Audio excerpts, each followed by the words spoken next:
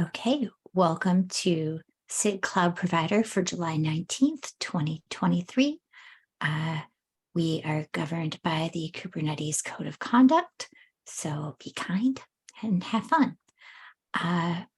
We will take a quick look at, it looks like none of us have put anything into the sub-project updates, so we can check with folks and see if any sub-projects have something to add.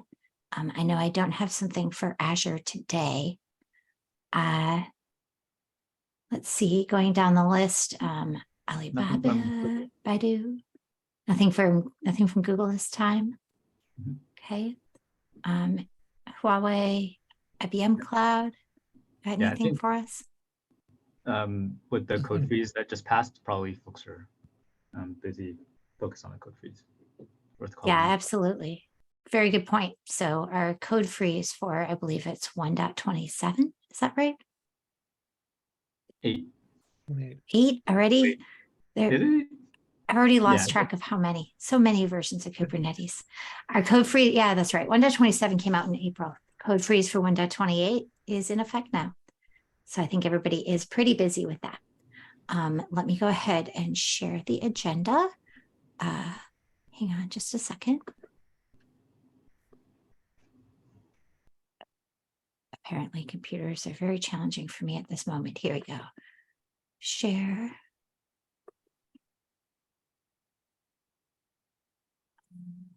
SIG Cloud Provider. Okay. Do we have the right thing? I think we've got the right thing. Yep, looking at SIG Cloud Provider. Fantastic. Okay, so the first item on our list, let's just pause on that one in case Walter does end up joining us. Let's talk about the 2022 SIG report. Do you want to add a link to the doc if you have a moment to do that? Yeah, I can. Amico. So yes, so we have a document in progress. We have a Google Doc. Go ahead and take a look. It is in progress. What we're figuring out, and I'll click on that as soon as you get that added, just so I'm not trying to bring something over from another machine. But what we're figuring out, and I was actually right before this meeting, just talking to Mr. Bobby Tables to figure out exactly what should the time frame that we cover be. And he did say that we do want to actually just scope it to 2022. So this part is going to be kind of exciting because I was kind of thinking like, oh, okay, there's stuff that nope, that didn't happen yet. That didn't happen yet. So we basically have to have like a point in time of what we're talking about of things that happened up to the end of December.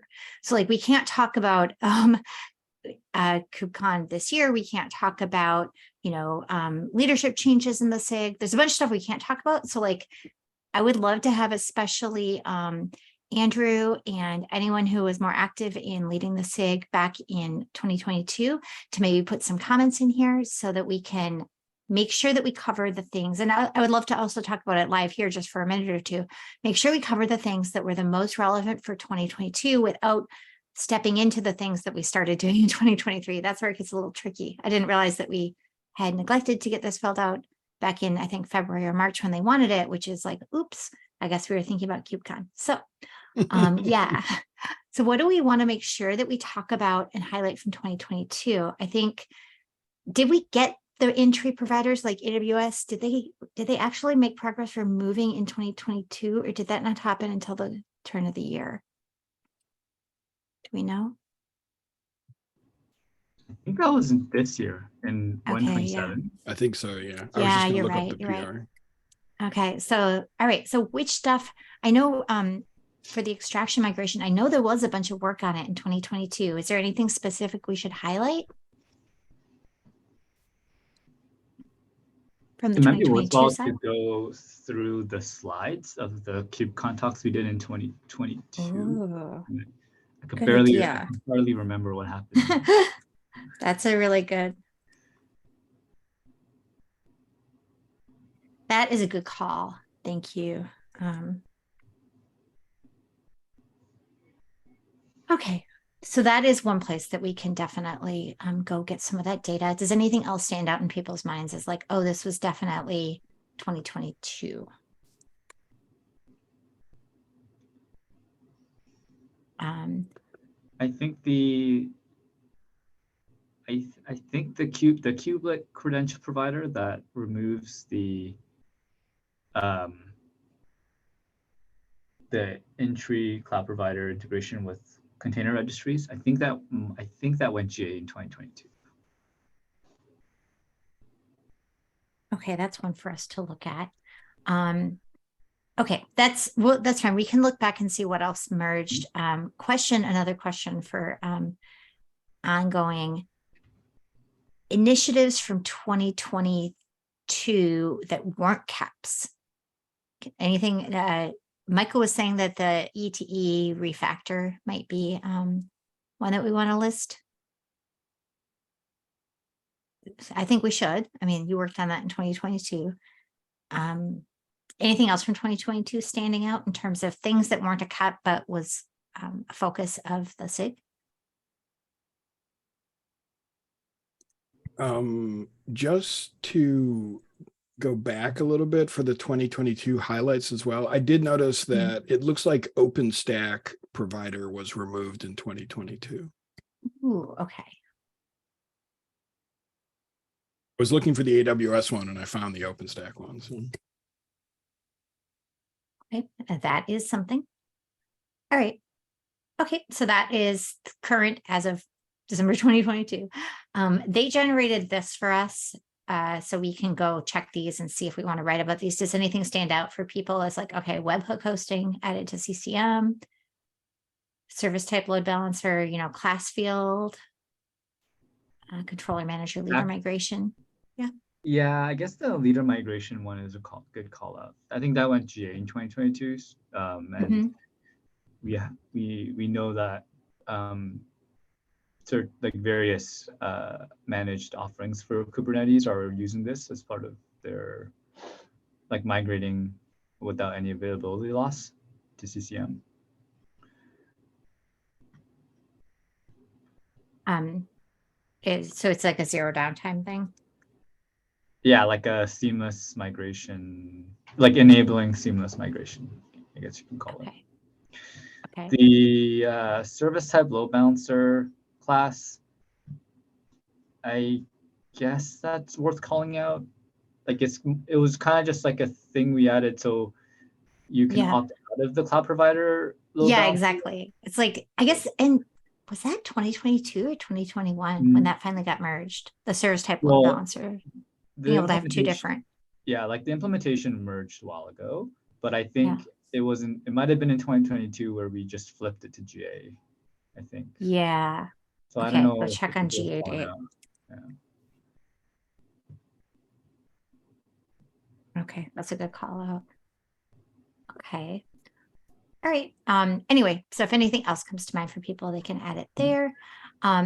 Then these are really hard questions to answer because they're questions like, as of 2022, what did you need? And it's like, well, as of 2022, we needed more people to help run the SIG, and we got that already. So like, I don't know what else we want to point to. Like, maybe it would be important to highlight the ones that were a problem in December 2022 that we think are still a problem. Like, are there areas or sub projects? I have kind of a meta question, but like, okay, is the 2022 annual report like mandatory at this point, or could we instead use the same amount of energy and just write the 2023 report? I know, right? So that's kind of where that's why I was asking the TOC and got told, like, just write what you can the best for 2022. And I guess we'll keep some notes and we'll have a head start on our 2023 one.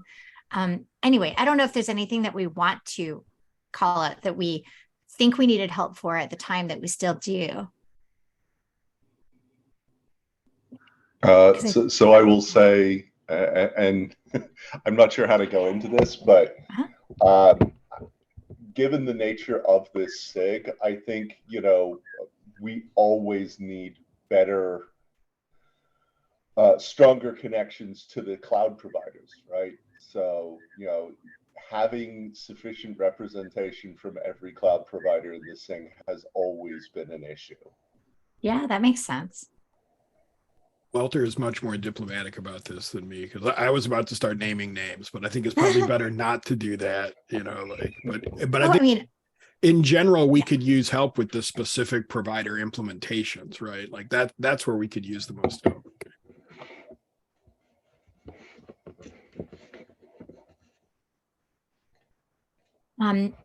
and I think maybe a meta question that we should bring up, maybe not for discussion at this moment, but Mike and I were talking about maybe staggering the meetings in some way to make them more accessible to people in other geos. So, like for example, the cloud provider Azure people are in Shanghai, so it's like they're never going to come to this time zone or this time slot. So, I love the idea. The one question I would have, and this is not, meant to, but this is a staggered time that was meant to make it easier for some folks. So the real totally. question I would have with that then is, what is the time that we've got a 24 hours worth of time zones. What's the time zone that works? Or, what is the set of time zones that would work? And I think our friends like Joel in the UK would say that some of their overlap with China, while not at all ideal for the US, would be a perfectly fine meeting. And so I think Sure. this is kind of some of us, and I put myself in this category of US people who may need to help facilitate meetings in non-US friendly time zones or make sure that people can have meetings without us present. And so that's kind of me and Mike, this, implementation detail, but I think we need to do something about that. Oh, I'm all for doing it. I'm just saying, but let's not, I mean, we picked the time zone for this by putting a question out to the SIG, and we're like, Absolutely. hey, which time zone? And this is what we settled on. And Absolutely. if this is the answer, is this is not the correct answer, then we probably need a better way to pick the time. Yeah, and I also think that we might need a staggered meeting, which would make it so that people could come to at least half of them as opposed to none of them. but we all struggle with this. Yeah, I mean, I realize we're on a little bit of a unique. tangent too here, but my personal feeling on this is I would like to make some contacts with the people in other time zones who aren't able to make it to this meeting, so that we can start to so we can start to build a bridge to say okay, if there is a group of underserved people who want to have a meeting but are not able to make it to this one through time zones and whatnot, I would love to connect with those people so that we can have kind of a meaningful baton pass or something, so. Yeah. I don't know, that I would like to kind of find out who these people are first and kind of say, okay, how do we become more inclusive then? Yeah. So anyway, so let's time box that. But yes, that is, hey, look at that. We got some stuff we can actually write. That's awesome. Okay, we kind of talked about community health, feel free to put comments in or, to reword it.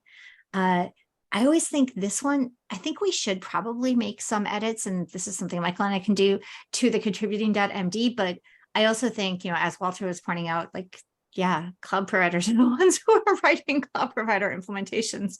We're not necessarily going to have drive-by people who rewrite the cloud provider. So yeah, it's kind of a generic question, but we had, and this is interesting to me recently because Michael and I both, you probably saw in the chat in Slack, were answering some drive-by, hey, I would like to make baby's first PR. I think a cloud provider is ideal. And it's like, oh, honey, no. Go over someplace where they have good first issues. The reason we don't have good first issues is because literally there are no good first issues for I'm brand new to Kubernetes. I think I'm going to work on the cloud provider. I don't know. I'm not saying I want to be unfriendly, but I think maybe our contributing.md should explicitly point to KK new contributor stuff and just be if you really want to work on cloud provider, pick the cloud provider you want to work on. That's cool. But I don't know. I'm a little bit concerned about telling people that they could totally come and be brand new and do cloud provider stuff, because that seems challenging to me. What do you think, Walter? I think the way you're thinking of it, you're right. But I think there's some edge cases that we may be skipping. Ooh, okay. So if you want to work on a cloud provider, yeah, you probably need to be very involved in that cloud provider, and you should probably pick one. Mhm. But I think there's some interesting things around the periphery that we frequently skip. Ooh, So as okay. an example, if you are a docs person and like a Mm, tech writer, I would love your help to talk about some of the more general how CCMs work, and I'm not sure that you actually need, I think there may be some things where docs, dev, release engineering, QA, we could really use some help in those areas that we, for things like generalized, like a lot of the stuff Elmico's doing around trying to build cloud provider testing. I'm sure Elmico can find a very good set of first issues for someone with a mm, testing, mindset that are not mhm. actually specific to a cloud provider. Yeah. And would those be issues against KK, or would they be over in like the proud tests or KK.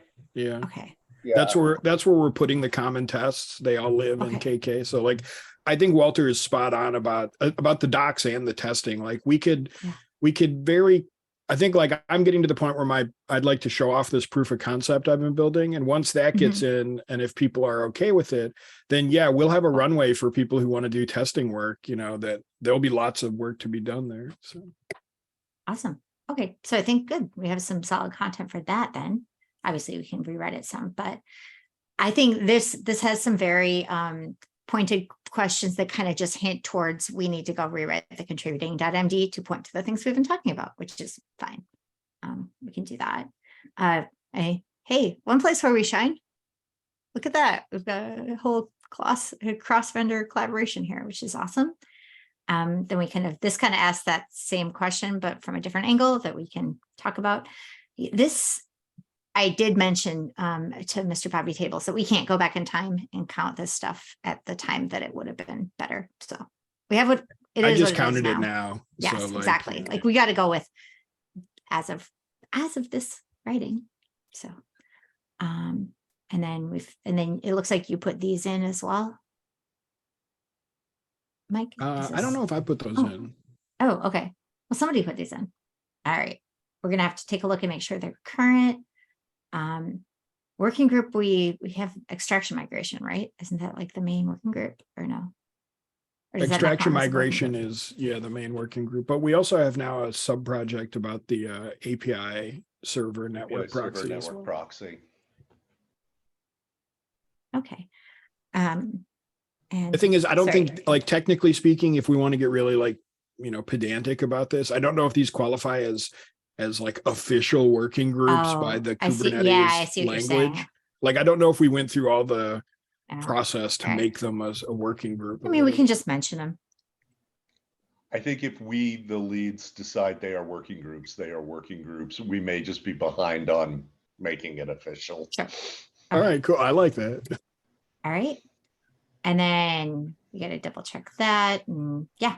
Anyway, so if anyone wants to put more comments on this, I just wanted to make sure that was surfaced, that yes, we're aware this needed to get done and we have made some progress, and I appreciate everyone's time on it today. Any more thoughts or questions on that before we move on?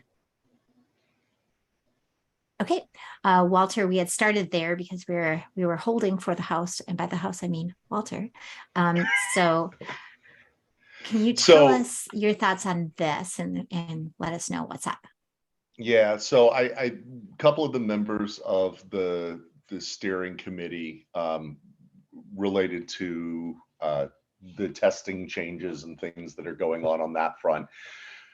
The CNCF is trying to rationalize a lot of their testing and how they do billing for testing, and they essentially want to get to a place where all of the testing accounts are owned by the CNCF.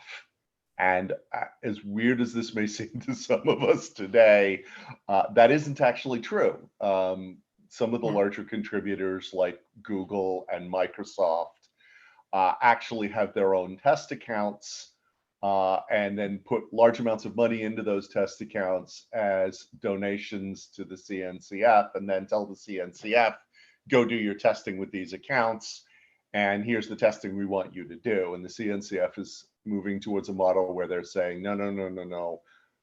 We own our resources. We own the usage of our resources. And for that to happen, we have to own our testing accounts. Yeah. And so all of this the testing is moving away from the cloud provider owned tests to being something that's actually CNCF owned. And they're just going to turn off tests that are still running at some point on those old accounts. And so they would, they asked me to broadcast that message and make sure that Google, Microsoft, etc., are all aware of this and work with them for tests we care about to actually make sure they're being run on CNCF owned test accounts. Yeah. Yeah, I see that there is this old issue, and the person that's being flagged in it is actually my manager, and we had a conversation about it recently. And the TLDR on that particular one is there's a way that accounts can get set up where they can be used by internal people, and then there's a different way to segment the accounts correctly. And it would probably have to be a different kind of account and a different account and an account with a different scope in order to just it's not like we can just change the password and give it to someone. Like, we can't give them that account. We have to give them a different account that we have to figure out exactly how the process in politics and how money moves around works. And I think that's one that is not 100% figured out and is still a work in progress. I think Lockie and Arlen have been talking about that recently. That makes perfect sense. I mean, there's also a timescale thing going on here, and we see this with all the cloud providers where, open source and the CNCF want to move faster than things generally move in the larger corporations. Corporations do not tend to be particularly agile. And so there's part of this is just some frustration coming out from the CNCF and open source people who don't really understand sort of the glacial speed of large corporations. Yeah. I mean, anyway, so certainly there's willingness. We have to figure out exactly how to implement it within all of the constraints that you can imagine exist in a corporation. I'm curious, just because I was going in trying to find exactly which tests. I know there's some stuff that was being triggered in one way, and then, and this is specifically around, as you know, of course, there's some test infra that, for example, in Cluster API, we were able to switch over to start using the EKS stuff instead of the Google stuff. And then it was like, oh, okay, for the new accounts, certain things are not turned on. Let's figure out exactly what's going on with that. And so anyway, there's things that it would be good if we can figure out exactly which tests are currently the broken ones or are the soon to be broken ones. Basically, I feel like that would be valuable if we could even make a subset of a dashboard that's like, here's a dashboard of the ones that have the problem. And not just for Azure, but for like vSphere or anyone else. Yeah. And I don't know. That's just kind of an open question. I don't know if there's an easy way to see. I'm guessing it would be in the configs as to like which place. I'm actually not sure it would be. I can reach out again. My contact is actually on vacation right now, so I won't be able to answer that question this week. Sure, of course. But this might be complicated by some issues. Like, I know the cloud provider Equinix Metal, we use Equinix Metal, right? Mm-hmm. And obviously we're not in the KSIG's repo yet, but there was no plans to change that once we get there. And we don't use Prow, we use GitHub Actions right now. So this seems really complicated if they want to ensure everything's on Prow and CNCF owned. So, I mean, I think it is worth being very clear here. I think what we are talking about is if you want your tests paid for by the CNCF and you want them as part of KK, so that, you get some verification of incoming changes and whether or not they work with your cloud provider, that as they're occurring, then you need to basically adhere to the CNCF's rules. If what you want to do, which frankly, I think all of the cloud providers do, no matter whether they're integrated in the way I said or not, and you want to consume released even candidate KK images in your own repo and use them in your own testing environment, you are obviously free to do that, and no one is going to object. This is strictly about trying to get your tests integrated into KK. Yeah. Yeah.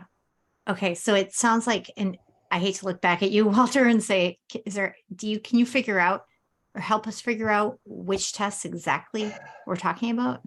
I will give it another go, and then I may try borrowing someone else. Okay. I have tried asking, I believe I have tried asking for exactly what you asked for, because it seems rational and reasonable to me. But sometimes I get a different answer, an answer to a question I don't feel like I asked, but I will give it another go. Okay. All right. So it sounds like this is one that we'll follow up on and see how we're doing on it in the future. But we at least have more information now, which is helpful. Okay. All right. We already talked about the SIG report. Miko, do you want to tell us some stuff about CCM? Yeah, totally. So this might be a wholly Red Hat / OpenShift problem, but it's something that we're noticing across a lot of CCMs. So I wanted to kind of bring it up here and see if others had thoughts. So basically, OpenShift runs on a lot of different cloud platforms. And so we are working to integrate more CCMs, to make it easier to run OpenShift wherever people want to. And on OpenShift, we tend to have higher than, I think, vanilla like security standards, right? So we don't populate kube system namespace, and we have some special rules around like the security context there and everything. And so what we're noticing is that a lot of, just a lot of cloud providers in general, and I'm talking maybe like a dozen or so of these that we've looked at, recently, they just seem to assume that they'll be installing into the kube system namespace. Now, I don't know how it is for other like managed Kubernetes offerings. And obviously like every cloud provider would be owning their own managed, offering. So this wouldn't really be a big deal to them. But as we're looking at helping people to install a CCM from like a user perspective, what we're noticing is the assumption seems to be putting it in kube system for everything. And so I'm wondering if it might be beneficial for us to kind of take more of a position that like, should we advise these things to be put into kube system, or should we make it a little bit more open and just say, maybe advise people, hey, like you might want to put the CCM in its own namespace, or you might want to consider the namespace, differently when you're getting ready to deploy these in your systems or in your clusters. I don't know how people feel about that, but I just wanted to kind of bring it up and see what people had to say. Yeah, Walter, go ahead. I'm actually somewhat neutral on this, but the interesting thing is I know exactly what that particular namespace field is used for. So I have a couple of questions if you're good with it. So the first would be, where do you run your KCM?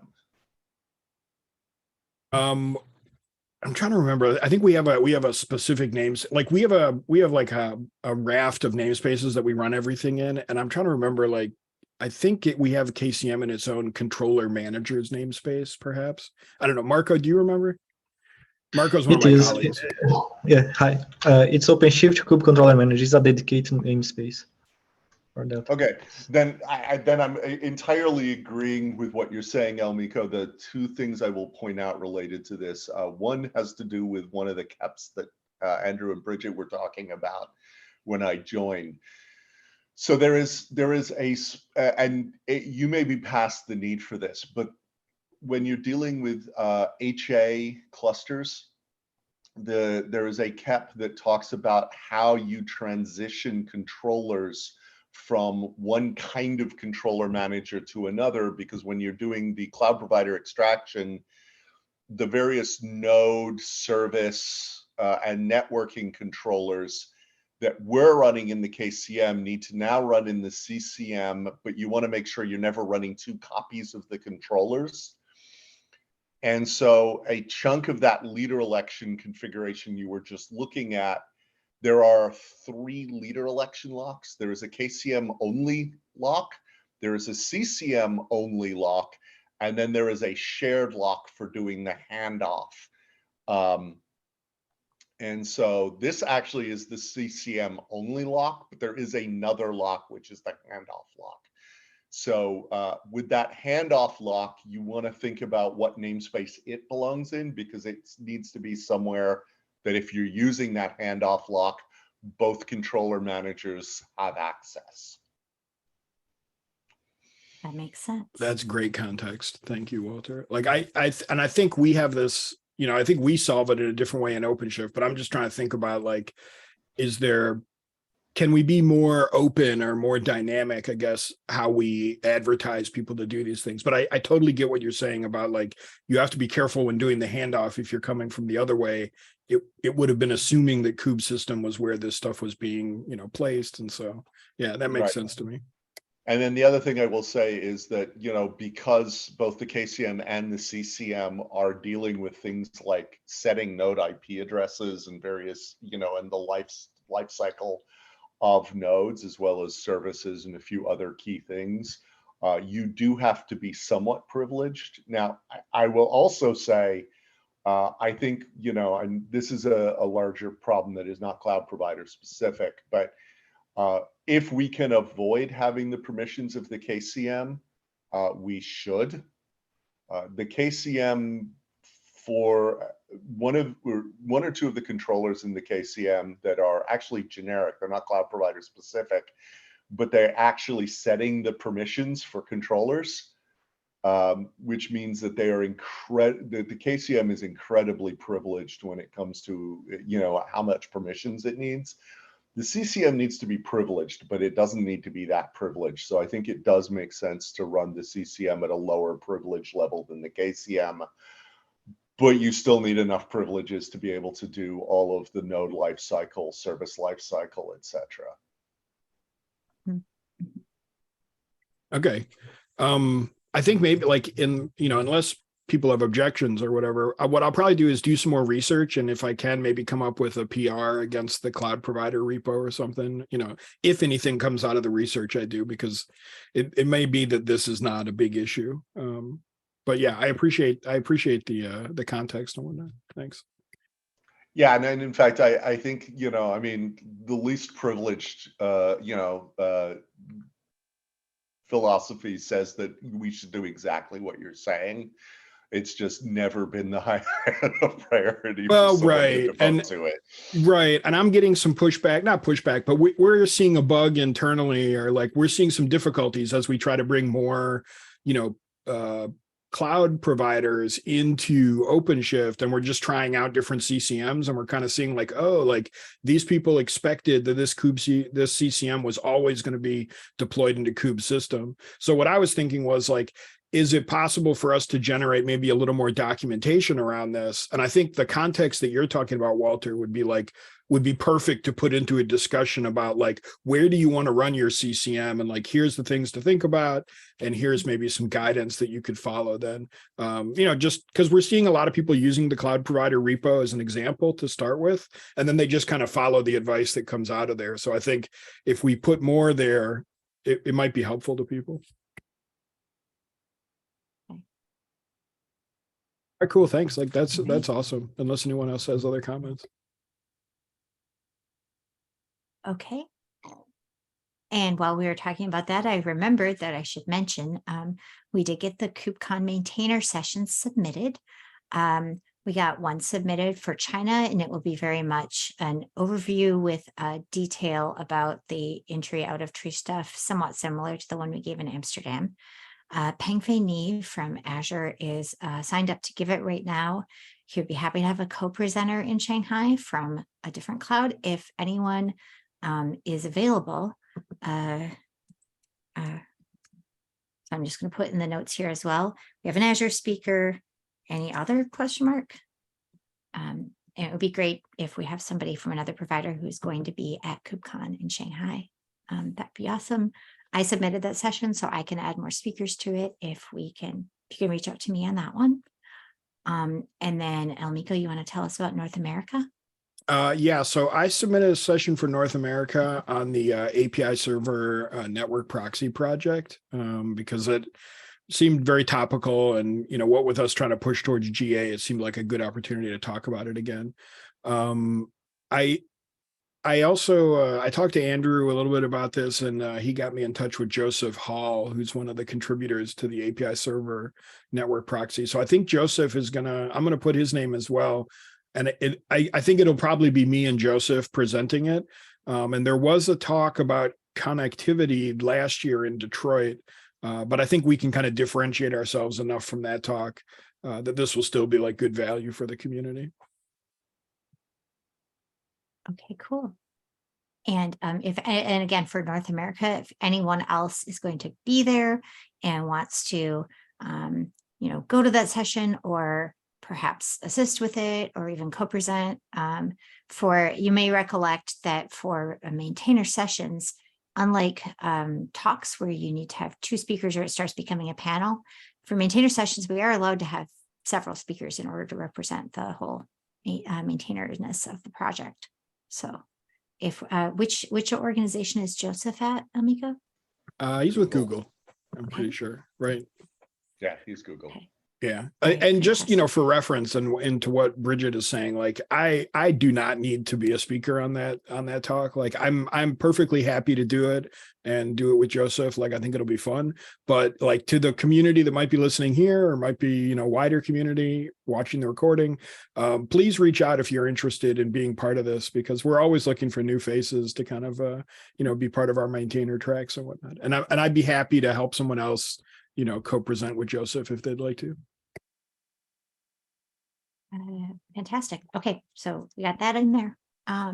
Is there anything else we should talk about? I think we've reached the end of our pre-prepared agenda. Does anyone have any other topics?